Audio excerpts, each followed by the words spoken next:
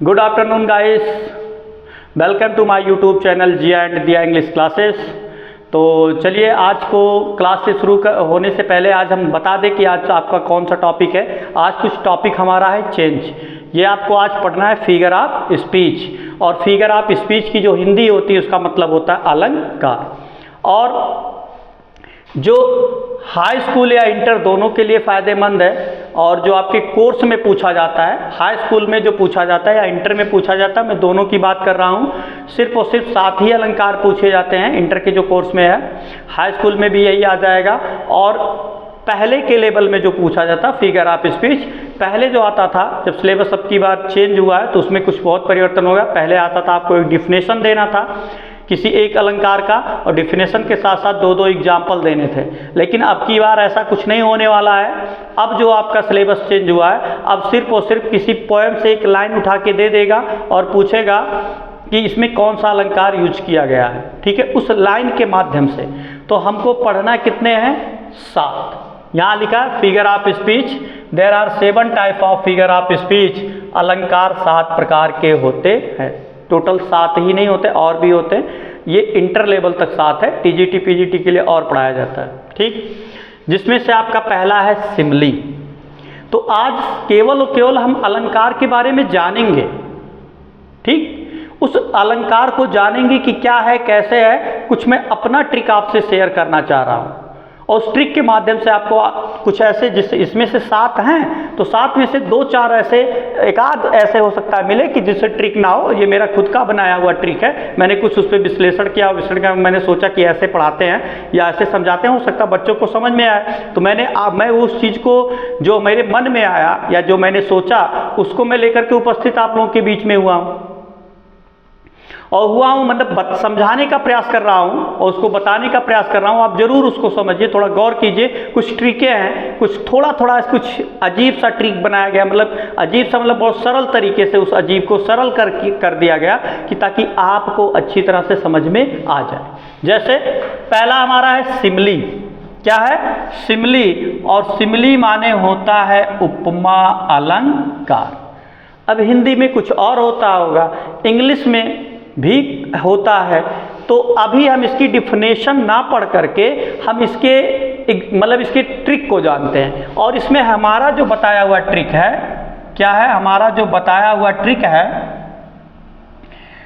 वो ट्रिक क्या कहता है कि जिस वाक्य के अंत में, क्या है, सॉरी, ये जो मेरा ट्रिक है, इसमें मेरा ट्रिक यही कहता है कि जब किसी वाक्य में क्या हो जाए, जब किसी सेंटेंस में क्या आ जाए, एज, क्या आ जाए, सो, लाइक, क्या आ जाए, एज, सो, लाइक।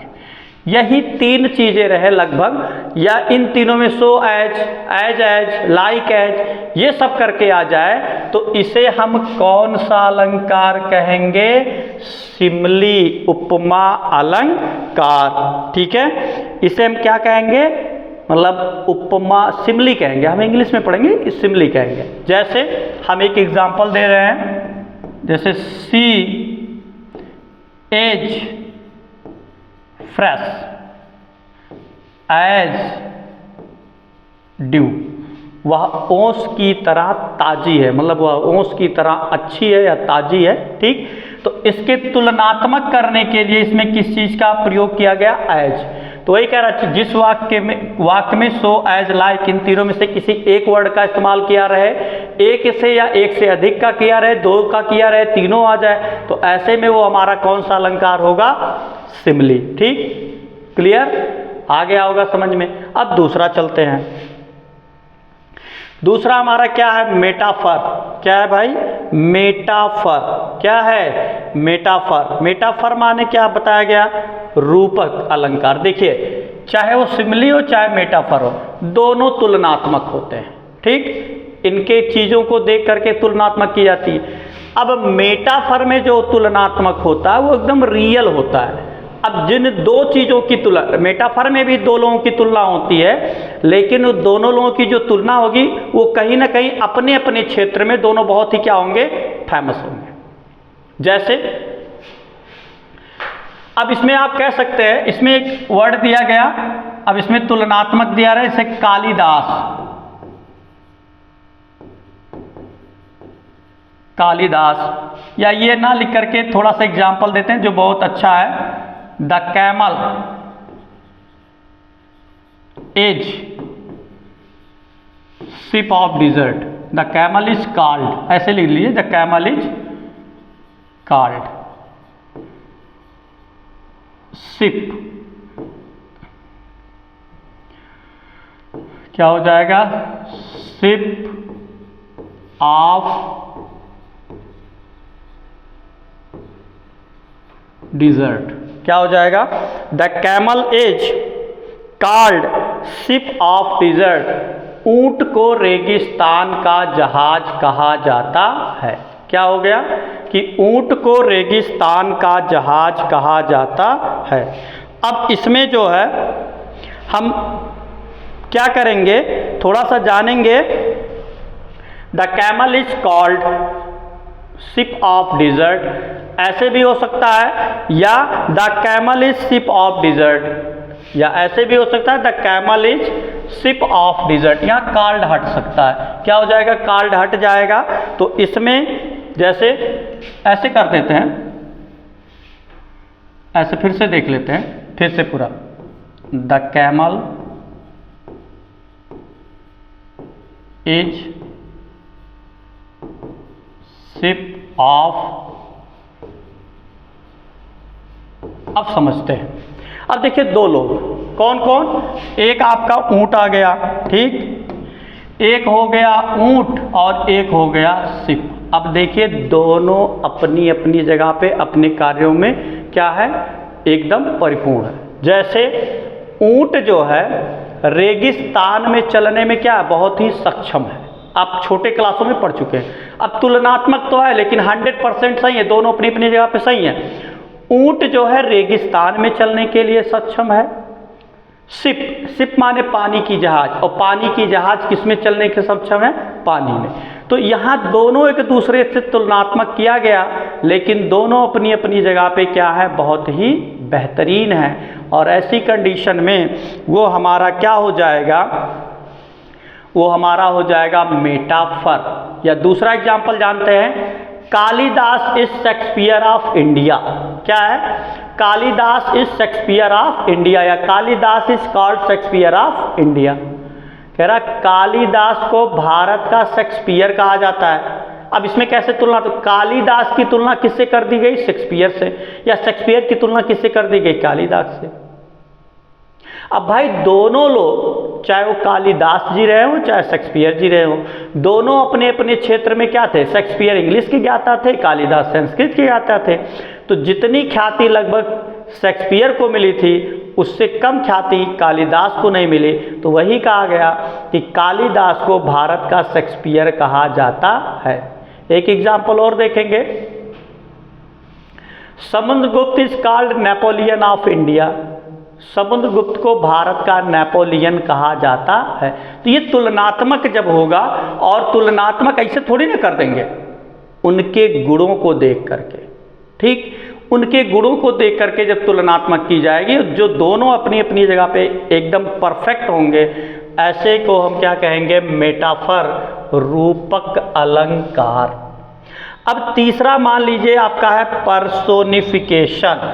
अब इसे देखो, मानवीकरण। क्या है, मानवीकरण, मतलब इसमें मान लिया जाता है। और मान लिया जाता है तो मानने के लिए, जब भी इसमें एक बात और जान लीजिए, इसमें जब मानेंगे तो मानने के साथ साथ इसमें कभी भी आपका सब्जेक्ट नहीं रहेगा। एक बात और जान लीजिए, सब्जेक्ट इसमें नहीं रहेगा, कभी भी क्या होगा, सब्जेक्ट नहीं होगा, और जो कार्य होगा वो कोई ना कोई सजीव ही करता है। क्या है, वो कोई ना कोई क्या करेगा, सजीव करेगा। जैसे हमने लिखा opportunity, OPPORUNITY,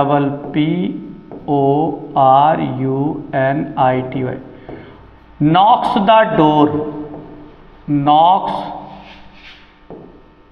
the door but once। अब देखो एक और सिंपल सा भैया ट्रिक ये जो मेन और बोल रहा है वो पकड़ लो। तो मेन और क्या है? नॉक। नॉक माने खटखटाना, और खटखटाने का काम कौन कर सकता है? ऐसी स्थिति में कभी कोई करता नहीं आएगा, ही सीट या किसी का नाम यहाँ पे कतई नहीं देगा। और जब कतई नहीं देगा तो इसमें जो मेन वर्ब होगा वो मेन वर्ब कोनो सजीव करी। अब खटखटाओ काम अवसर थोड़ी ना करेगा, अपॉर्चुनिटी माने अवसर या भाग, वो थोड़ी ना करेगा, कोई व्यक्ति आके खटखटाएगा। तो ऐसी कंडीशन में ही क्या हो जाएगा? पर्सोनिफिकेशन। अब दूसरा एग्जाम्पल, लव इज ब्लाइंड।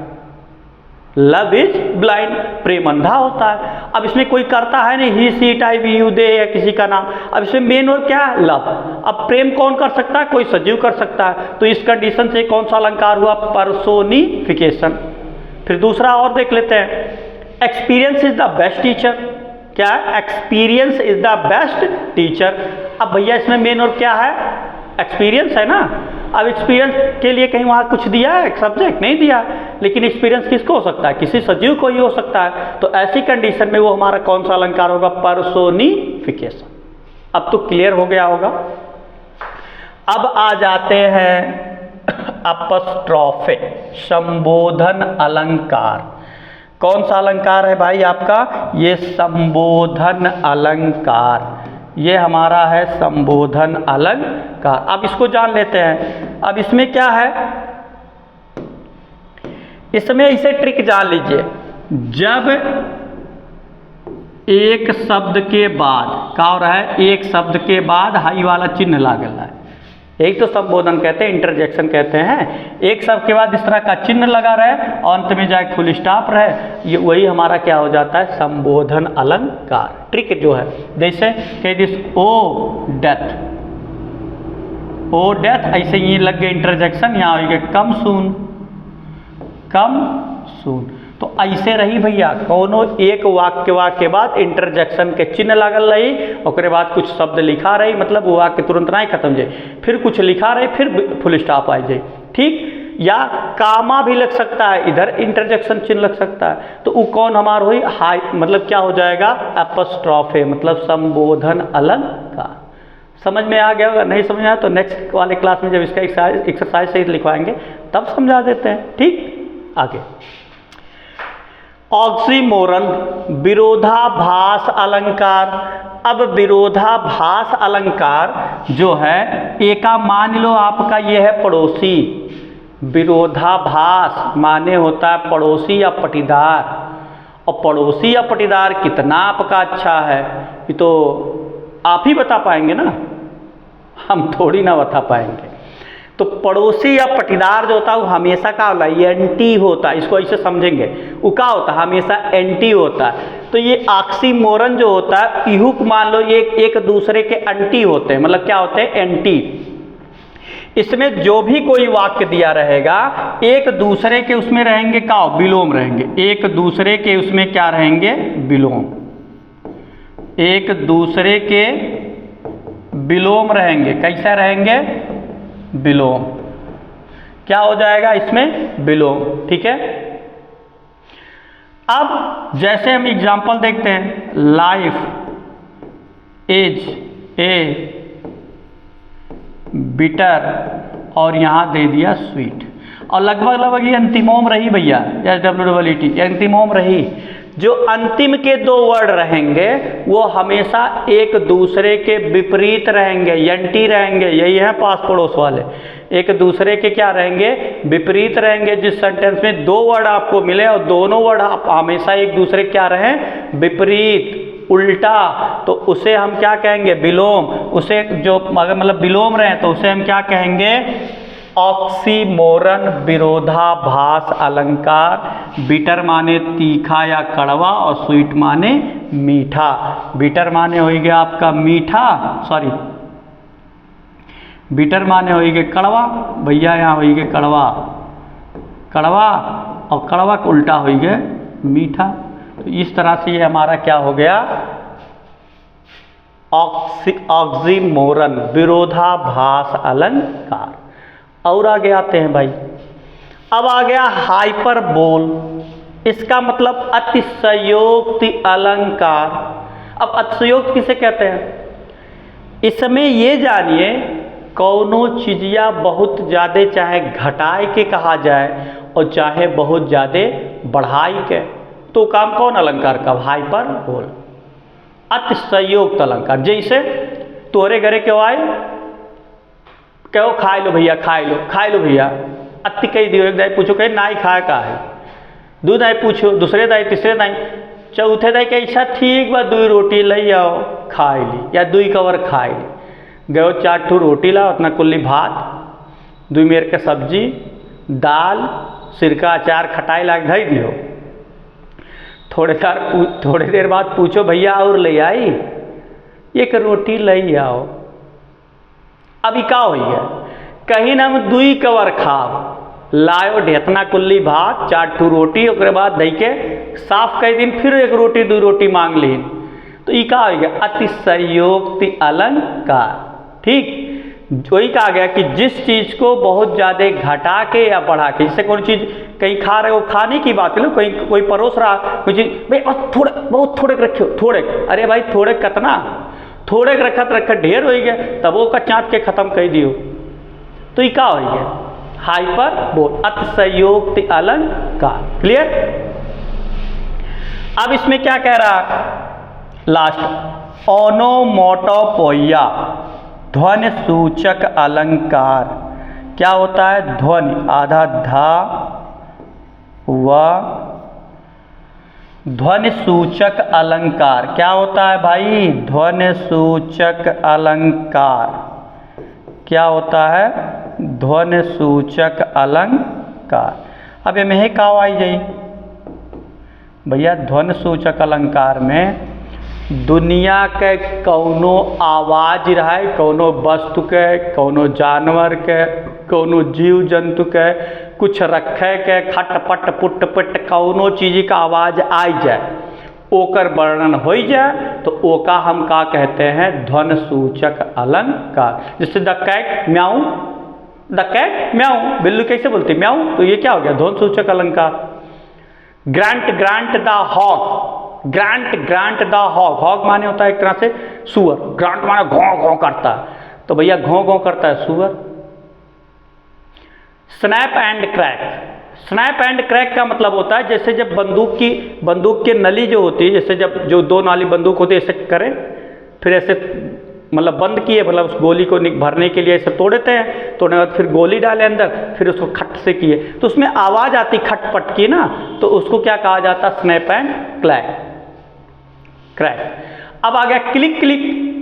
अब क्या वो क्लिक क्लिक का हो? क्लिक हो भैया, जौन चप्पलवा पहने लो और जब चले लो पातर हो जाला स्लीपरवा, और जब चले लो तो पे क्लिक क्लिक के आवाज़ होला, जेका कहल चट चट, क्यों कहला चटर पटर। ठीक, तो इस तरह से आपके जो 7 अलंकार होते, मैंने आज सिर्फ समझाने का प्रयास किया अपने तरीके से।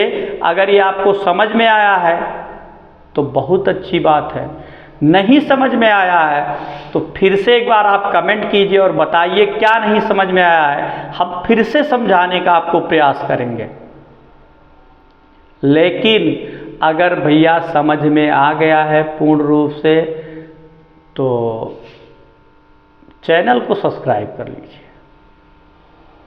सब्सक्राइब करने के साथ साथ और लोगों तक पहुंचाइए, या उन लोगों तक पहुंचाइए जो किसी कारणवश नहीं पढ़ पा रहे। वास्तव में कुछ ऐसे लोग होंगे जो किसी न किसी कारणवश नहीं भी पढ़ पा रहे होंगे, और मैं आज ये पहली बार आपको ऑनलाइन पढ़ा रहा हूँ, लेकिन इससे पहले मैं ऑफलाइन जो भी क्लास मेरी चलते थे, अभी भी ऑफलाइन चलता है, मैं कई 2 से 3 विद्यालयों पे पढ़ाया हूँ। उसमें ऐसे बहुत से लोग मिले जो किसी कारणवश नहीं पढ़ पा रहे थे और वो बच्चे अच्छे थे। तो मैं यही चाहूँगा कि अगर ऐसे बच्चे मिले आपको जो पढ़ने में ठीक ठाक हो, किसी कारणवश वो बेचारे नहीं पढ़ पा रहे हैं, तो ज़रूर उन तक ये वीडियो पहुँचाइए और उनसे कहिए, या उनसे हिम्मत कहिए, उनसे चैनल को सब्सक्राइब करवाइए, ताकि वो लोग भी इसका फ़ायदा पा सके। क्योंकि मैं पूरा का पूरा आपका कोर्स लगभग परीक्षा आते आते पढ़ा के ख़त्म कर दूँगा। तो इसी के साथ वीडियो में बने रहिए नेक्स्ट वीडियो में हमारे, और इसी के साथ आज हम इस टॉपिक को यहाँ पे करते हैं ख़त्म, और अगले वीडियो में हम इसके पूरे एक्सप्लेनेशन करेंगे, इसकी डिफिनेशन के साथ साथ एग्जाम्पल भी जानेंगे।